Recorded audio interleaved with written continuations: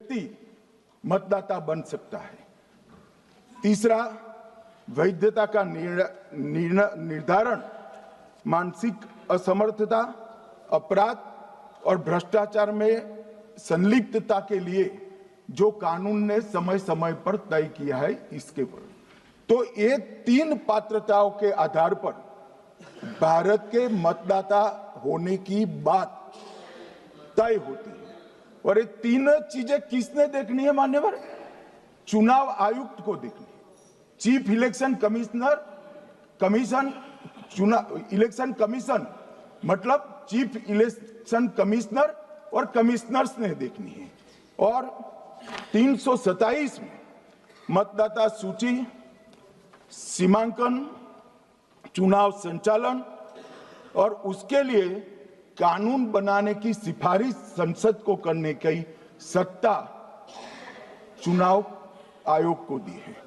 कल हमारे सदस्य मनीष तिवारी कहते थे गहन पुनर्निरीक्षण का इनको अधिकार ही नहीं है। आर्टिकल 327 पूर्ण अधिकार देता है कि मतदाता सूची इस व्याख्या के आधार पर बनाने का अधिकार चुनाव आयोग को है। मान्यवर, अब एसआईआर पर ही सवाल उठा दिए। मान्यवर, इन्होंने कहा कि एसआईआर आज क्यों हो रहा है। मैं इनको थोड़ा इतिहास बता, और मान्यवर एक नई फैशन हो गई है, इतिहास बताते हैं तो नाराज हो जाते हैं कि आप इतिहास मत बताइए। अरे भला कोई भी प्रक्रिया, कोई भी देश, कोई भी समाज इतिहास को छोड़कर कैसे आगे बढ़ सकता है? इतिहास कोई भी समाज का महत्वपूर्ण अंग है। मान्यवर, हमारे लोकतांत्रिक इतिहास की शुरुआत 1952 से हुई। तो सबसे पहला गहन पुनर्निरीक्षण एसआईआर कब हुआ? 1952 में। एसआईआर की क्या जरूरत है वो कहते हैं, इसलिए मैं कहता हूं। तो उस वक्त प्रधानमंत्री कौन थे? जवाहरलाल नेहरू। किस पार्टी से थे? कांग्रेस पार्टी से। दूसरा कब हुआ? 1957 में। फिर जवाहरलाल नेहरू प्रधानमंत्री थे, कांग्रेस पार्टी से थे। तीसरा हुआ 61 में, उसमें भी जवाहरलाल नेहरू प्रधानमंत्री थे और कांग्रेस पार्टी थे। 65-66 में भी हुआ, एक ही गहन पुनर्निरीक्षण 2 साल में हुआ।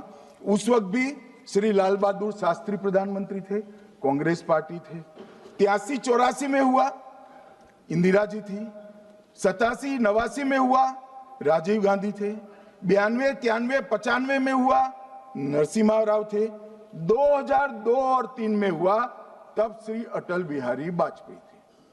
मान्यवर, 2004 में गहन पुनर्निरीक्षण समाप्त हुआ, तब डॉक्टर मनमोहन सिंह जी प्रधानमंत्री थे।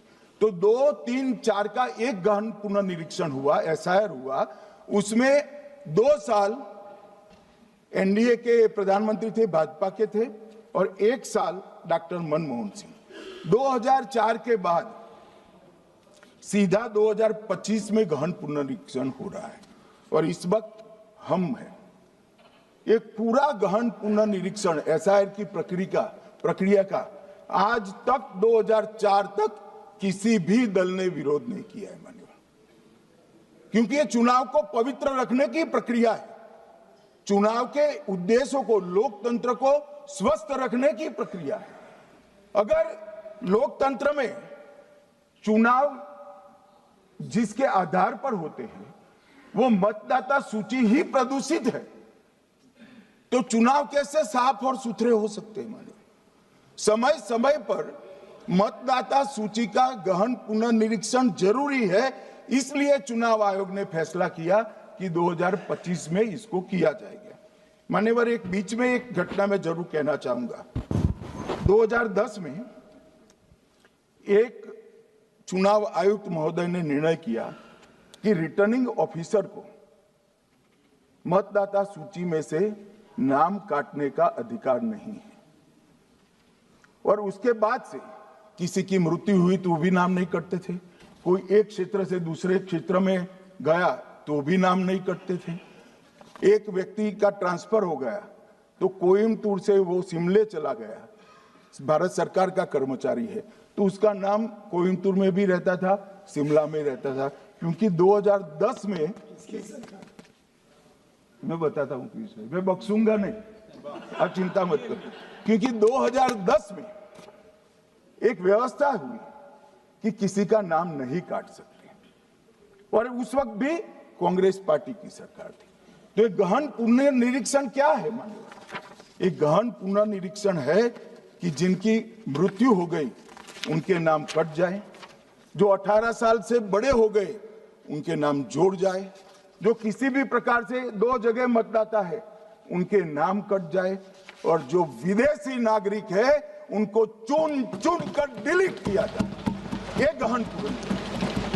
और मैं आज इस मंच से आपके माध्यम से इस सदन को और देश की जनता को कहना